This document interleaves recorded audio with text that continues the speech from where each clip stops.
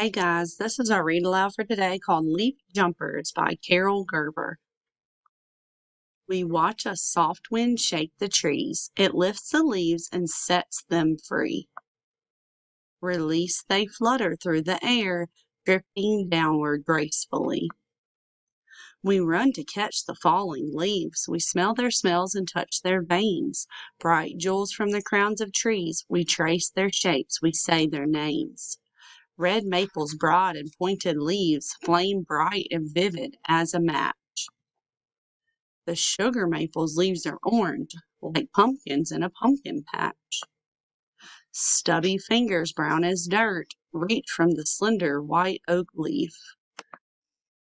The basswood's glowing yellow leaves are shaped like hearts with little teeth.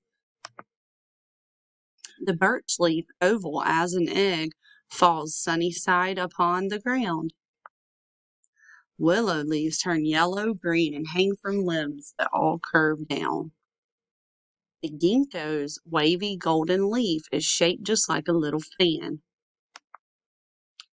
The broad leaf of the sycamore is yellow with a coat of tan. We toss the bright leaves in the air, oranges, yellows, golds, and reds. We dance together as they fall. Leaf hats settle on our heads. We clap with joy. We love the leaves. We rake a glowing golden heap.